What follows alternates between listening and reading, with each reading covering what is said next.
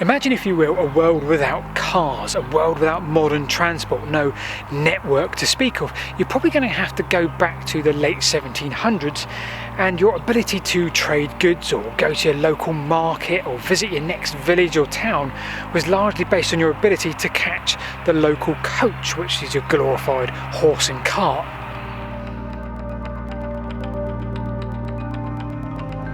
Then something happened, something that would change the face of the world, led by industry, but it would ultimately serve you and I, the Industrial Revolution. So it's a real concern that National Highways are looking to infill this bridge. The railways that surround us today play a huge part in that story, and from the early 1800s for the next century the UK rail network flourished. It's difficult to find a town or a village that didn't have a rail connection, and of course they played a huge part in the Industrial Revolution. It's shocking, really. It's really shocking, so we want to come and do our bit. Of course, then came the car, then came the bus, and once again changed the way we live dramatically. Now, we aren't interested in the rights or wrongs of that today, but what we are interested in, much more importantly, is what the railways left us with.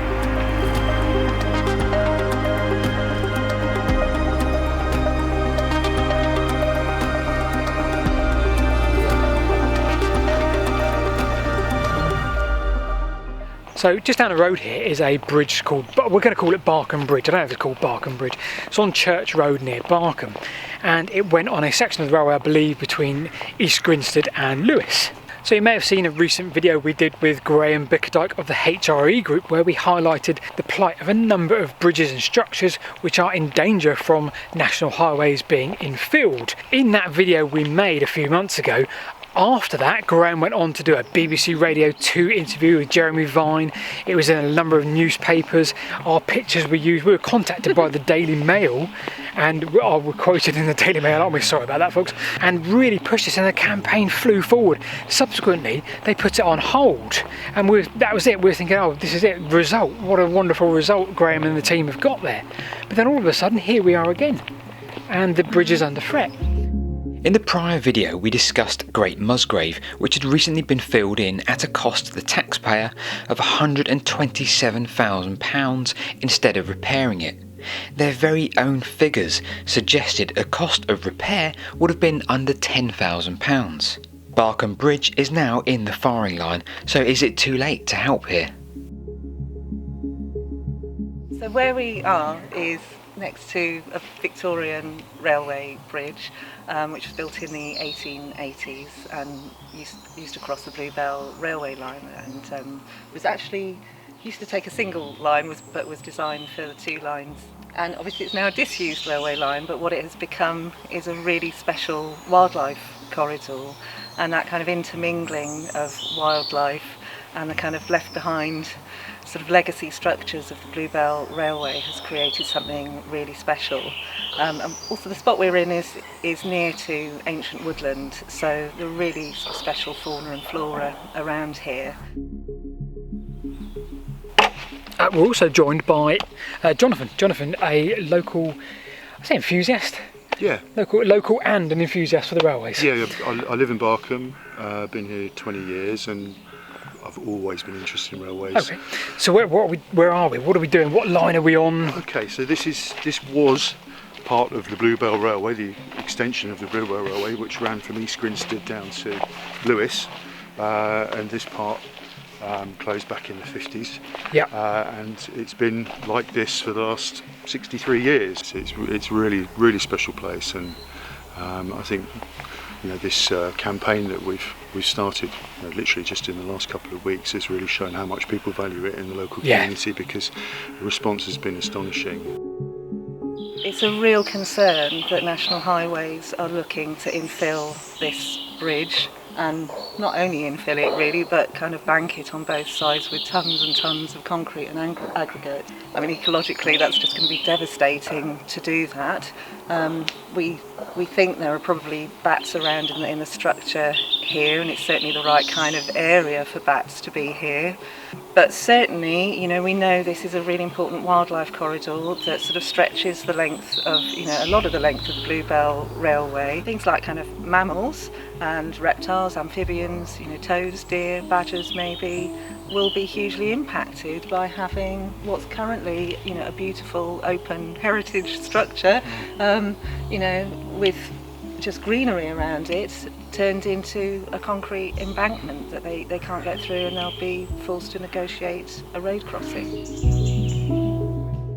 So can you see along there you've got a whole load of plastic mesh with tape, and we're questioning the legality of that with regards to national highways and their attempts to stop bats roosting in there. So it looks like these contraptions they've placed here in the last 48 hours are to stop bats going in and only let them to go out.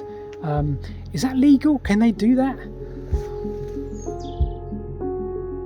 And just, the loss of heritage is just, there's something that really doesn't sit right about that. I mean, I think, heritage it's not just about fancy houses and picture postcard villages. Things like our industrial and our railway heritage are, absolutely interwoven into the story of our country and our communities and how they developed. They often affect the shape of the villages that we have. And I think, it's hard to kind of put that into something that would make sense on a national highway sort of statistical kind of analysis, really, because I think it's more a question of soul and, the heart and soul of a place. And, our heritage railway structures are a part of the heart and soul of a place, and the way wildlife and nature has intermingled around them is what makes them so special. So, why would you want to replace this with, or drown it essentially in concrete and aggregate, when it's perfectly possible, from what we can tell, to do a much more sensitive repair that, yes, will be an evolution of this structure, but will keep it being the bridge that it is, and to kind of carry us forwards into the future. Save our bridge! Stop the infill! Save our bridge! Really at the moment there's a real effort to let the community know about this, and I think people really are beginning to know about this. And certainly when we were taking the community letter around door to door yesterday, literally knocking on doors and talking to people about it and asking if they wanted to sign, I mean, nearly everyone signed. It was absolutely overwhelming support for this, and people just in a state of disbelief really about what is proposed here. And in a way, how could National Highways think this was okay? The local campaign here has only been going a couple of weeks, but you can see how much this structure and area mean to them. I don't doubt that's the same for the others all over the country that are currently at risk from this infill. I hope the local community will be given a voice in this, and I hope the district council, I have the impression they're noticing, and I like to think they're listening. We'll have to see what happens on that front, really, but I really hope also that the district council will be given a voice in this, and a chance to stand up, and speak for people's concerns.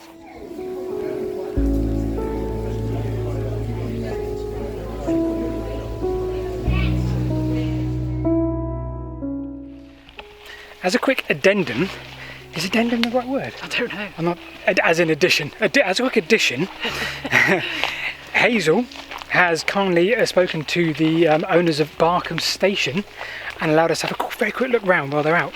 So we're walking north along the track bed, again with permission from the landowner. I don't think this is actually a pathway, but yeah, so we're going to have a little nose at Barcombe Station.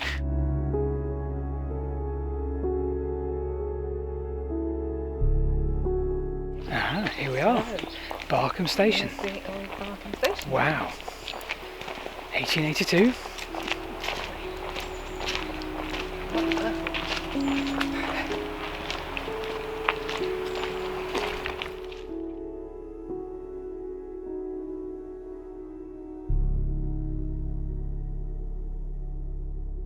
Big thanks to Hazel and Jonathan for their time today. We're back up here at the Barcombe Viaduct, or the Ooze Valley Viaduct, What a feat of engineering that is. It is stunning. Can you imagine if this had a few cracks in?